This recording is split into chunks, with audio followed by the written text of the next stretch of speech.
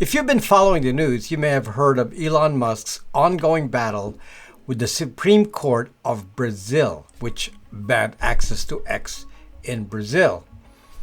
Elon then said, you can still access X from Brazil, just use a VPN. And then quickly, Judge Moraes countered with a ruling that says anyone using a VPN would be fined $9,000 a day.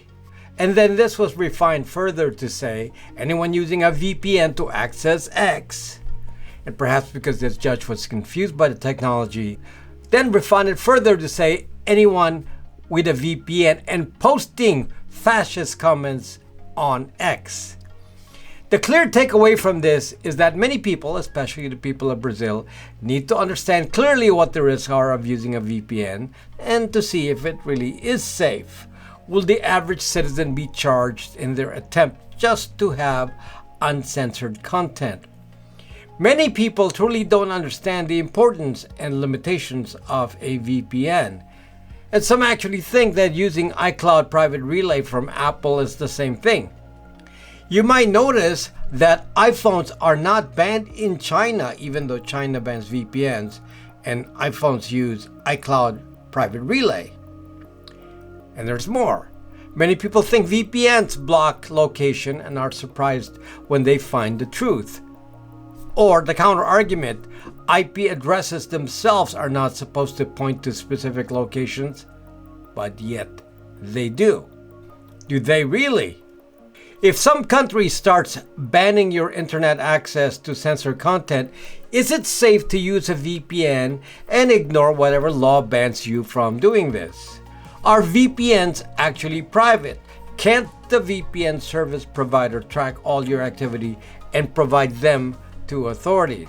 There's a lot to cover here, and this timely news event gives us the opportunity to tell you all. So stay right there.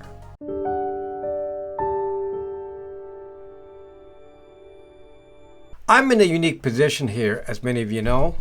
I'm actually a VPN service provider myself with my Bytes VPN service, and it would be in my best interest to tell you that VPNs are perfect and you need to subscribe to my service. But I won't tell you that. Instead, I will tell you how VPNs work as an insider and what the limitations are. I will even tell you what to do if you do not have access to a VPN but need to feel safer. You will be surprised to find out that you don't need a VPN all the time, and not everything you access on the internet requires VPN protection. There are also absolutist know-it-alls on the internet that claim that VPNs are all unsafe and that you shouldn't use one ever. People who say this are also very misguided. The fact is that a VPN is a very important tool in some instances, perhaps irreplaceable, and in other instances it becomes optional. But there is never a case where you say you never need one, because whoever says this must be an idiot about privacy. Then there are those that ask, will this VPN protect me? Well, protect from what? That is the gist of the problem here. A VPN protects you from something specific. By itself, it doesn't protect from all threats, and that is what we will explain today. In general, the purpose of the VPN is very specific. It hides your IP address from the target platform. Let's start out with the mechanics of how a VPN works. First, the two software pieces of a VPN are a VPN client and a VPN server. The VPN client begins the VPN leg. This can be installed on a user device. VPN clients can also be installed on specific devices called VPN routers. We, for example, have a device called a Brax router that does this. The only difference between a VPN client on the device and the VPN router is where the VPN leg starts. Having a VPN router is more convenient since no setup is required on the device. You just connect to the router and the router handles the VPN. VPN clients need to connect to a VPN server.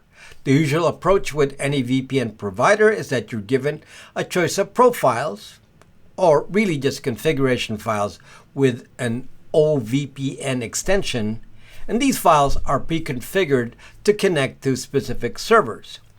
The server can be anywhere, and the location of the server and the port used to communicate with that server is provided in the configuration or OVPN file. Now, the protocol for a typical VPN is called the OpenVPN protocol, which is a default and most commonly used protocol for consumer VPNs. There is another protocol which some are beginning to use, and it is called WireGuard. Either way, these two protocols will achieve the same thing in the end, so I won't get into differences for our purposes. Let me just show you this chart here of what happens. The VPN client connects to the VPN server and creates what is called a private tunnel. So over the open and exposed internet, the VPN creates a connection that is completely encapsulated, so all internet traffic, including metadata, is funneled through this tunnel. And this tunnel is powered by AES 256 or AES 512 encryption. The only thing visible from this connection is the source and target IP address, which is the VPN client, the VPN server, and the port number. That's it. But if you look at traffic past the VPN server, your traffic appears like normal, though the IP address will appear to come from the VPN server. So if some entity has the means to spy on everything that exits from a particular VPN server, let's say some three-letter agency, then it could see all the outgoing traffic. However, it will not know the source. So let's say you wanted to access X from a Brazilian VPN server. Then X will see the traffic coming from the Brazilian VPN server. That's it. If this same user decides to connect to X from a London VPN server, then X will see the traffic coming from London, and there's no actual way to see if the traffic is coming from Brazil. Now, this is not foolproof. Let's say you're a government agency and you have physical access to the server. You can then plant a listening device on incoming traffic of this VPN server and record all the original IP addresses of the sources. This is how they could then record who is using the VPN in that country. But you need access to this VPN server to do this. So some Brazilian spy agency could do this or order ISPs to do this for them. Thus, if I were a Brazilian, I would not try to connect using a Brazilian VPN server. Besides, that server is being censored anyway, so no point in using it. To get around this, you must connect to a server outside of the censored country. In the Brazilian case, you could connect to a USA server. But it is even stealthier to connect to another country, like the UK in my example. The less the connection between the government controlling internet traffic and the VPN data center, then the chances of someone installing a listening device on a server become extremely improbable. Remember, though, that thousands of people may be using a single VPN server, so this is very labor-intensive for the spy agency. Unless you're a dangerous terrorist, the likelihood of anyone doing this is very low. Now, what does the ISP in Brazil, to stick to this example, know of the VPN traffic? Frankly, what the ISP will see is a connection made between the IP address of the client device and some computer elsewhere. And the main clue of what is happening is based on the port number of the communications. The internet has standardized on certain ports. So port 443 is HTTPS, port 80 is HTTP, email is 993-587-465-25, and so on. VPNs are 1194. That's a typical way traffic is categorized. But nowadays, you'd be foolish as a VPN to use 1194. It is too obvious. A few years back, I did a video where we identified that port 1194 was intentionally being blocked in the USA, presumably to block VPN use. It must have been a test since it lasted only a few days. Fool me once, shame on you. Fool me twice, shame on me. So I guarantee that no VPN provider is going to be fooled. We all use different port numbers now to appear like different traffic. Even my VPN works in China, where it is officially banned. So generally speaking, VPN traffic is not particularly obvious other than the fact that there is encrypted traffic. But even that is not a particular indicator, since 99% of the traffic now on the internet is HTTPS encrypted. VPN traffic does not particularly stick out. The only way someone could know is that they know that a particular server is a VPN server. Now at the other end, meaning the target platform or website, do they know you're using a VPN server? For example, what does X know? They can make guesses. One of the ways to guess is if they record how many users use the same IP address. You will find that if many people use the same IP address, then it is likely that the IP address is a VPN server. The more inaccurate way used by many sites is to block traffic that does not originate from consumer carriers like T-Mobile, Verizon, AT&T, or a DSL provider like Spectrum and so on. This is a bludgeon type of approach and it's very inaccurate. It can easily block a business. Many sites block everything they consider to be a VPN server because they assume incorrectly that these people are hiding because they're doing something illegal. Very stupid of these sites because most users of VPNs are just interested in privacy. The idea of looking at larger numbers of people using the same IP address is no longer accurate. The reason is that cell carriers and even Starlink uses IPv6 inside their network and route all their internet traffic through only a few servers. So naturally, large numbers of people will be using the same IPv4 address. This is important to understand. Starlink and cell carriers already give the same benefit as a VPN when it comes to hiding IP addresses, since they don't reveal the originating IP address.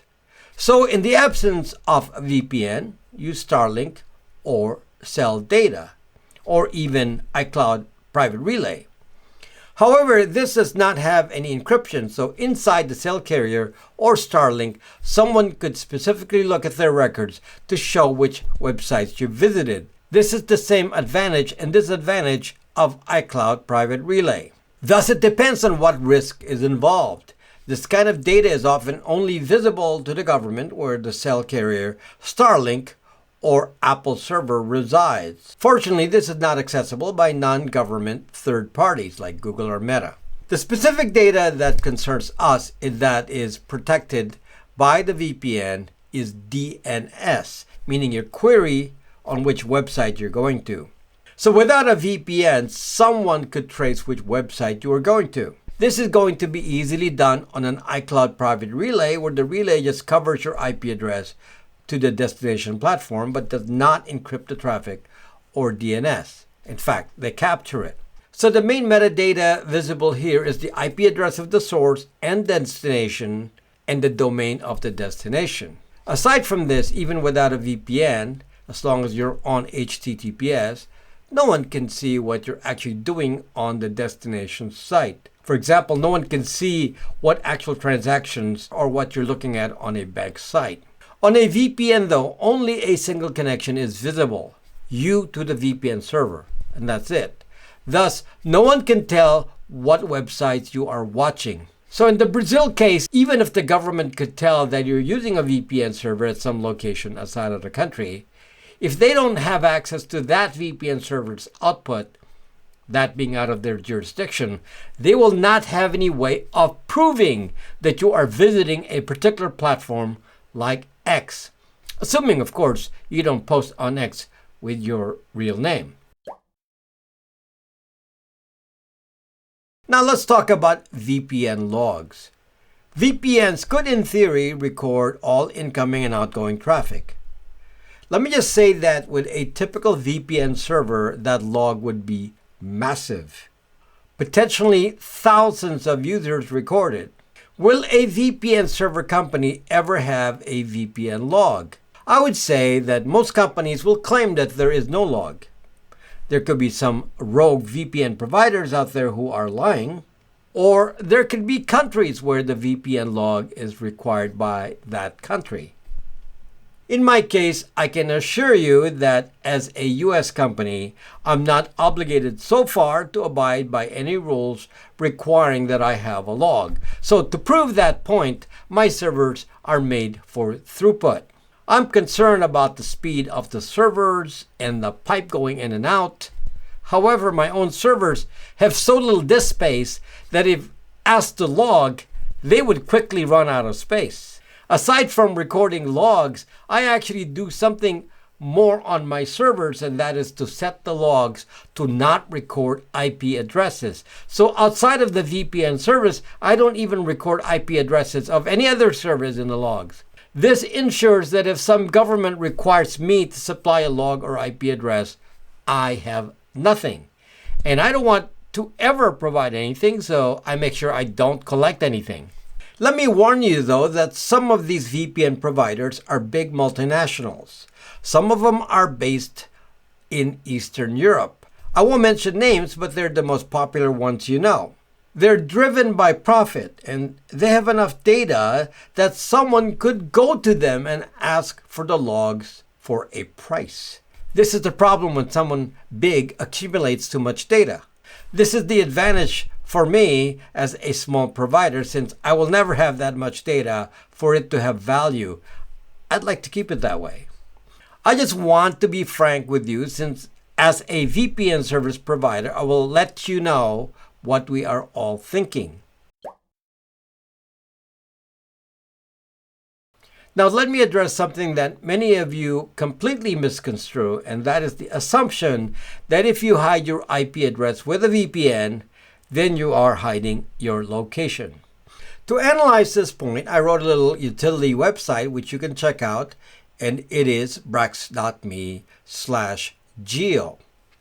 This website does multiple things. It is used to prove something called browser fingerprinting, and it is also used to show geolocation tracking. Don't worry about testing with this site. It's not recording your interactions at all, by the way.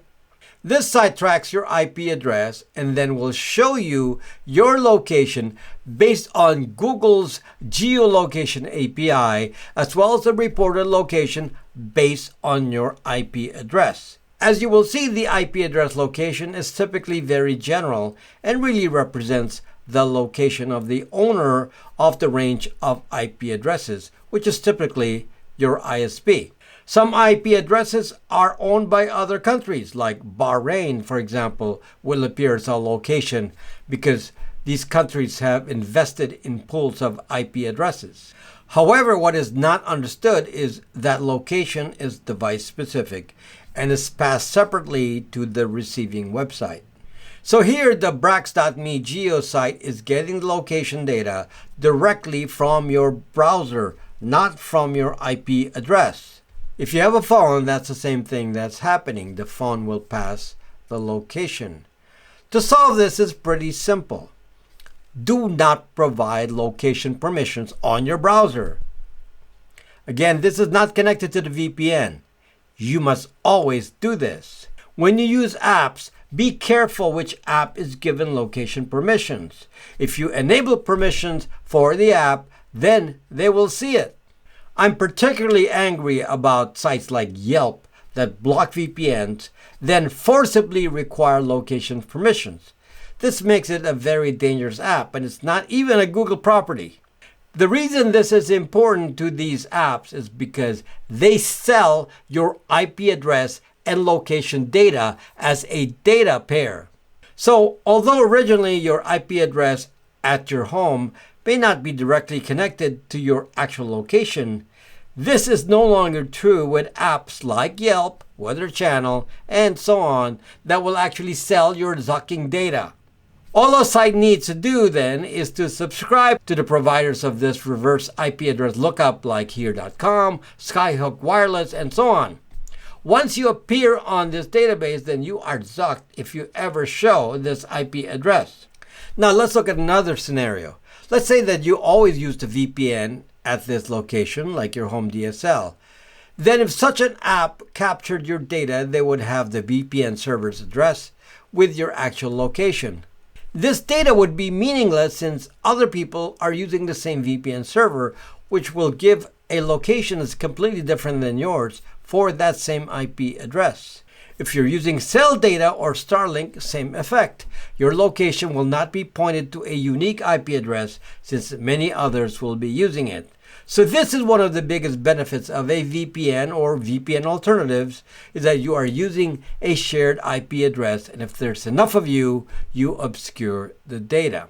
A scenario that many of you don't realize is that your guests at your house that borrow your Wi-Fi may compromise you. So my sister comes to my house and immediately connects to ducking Instagram. Then Instagram captures my IP address, and of course, as usual, my sister will not protect her location. And then I would appear in the reverse IP lookup database. But fortunately, I knew in advance that this was going to happen, so my house is protected by VPN routers. Thus, the only available internet is through a VPN router, so she cannot mess me up. She will always be on a VPN, even if she doesn't know it. And if you have a family with lots of users, this is the way to do that. If you've accumulated a lot of internet history with a particular IP address, and you are just now considering a VPN router, perhaps you should contact your ISP and ask that they change your IP address. That will at least break the connection between IP address and location one time. And then you can prevent further data collection in the future with a VPN router. Now, there's another new thing you need to know about. Apparently, the cell carriers themselves, specifically T-Mobile, AT&T, and Verizon, were selling IP addresses and locations directly to the same aggregators that I talked about. Normally, the only location directly available to the carrier is the cell tower triangulation data. So it is not as accurate, maybe to within 1/4 mile at best. Still, this data is now in the hands of these aggregators, though the FCC has fined these companies. So in theory, this will stop in the future, but it has no effect on data already collected. It is entirely possible that this data collection occurs even when using a VPN, since the data will be from the phone connection and not interception of cell data. Although a VPN could not have prevented this, at least when you're using a VPN, your real IP address is not visible to the endpoint platform, so they cannot find your location using these reverse IP lookup databases while on the VPN. So here, a VPN offers a solution retrospectively. In summary, there are many threats to our internet connectivity.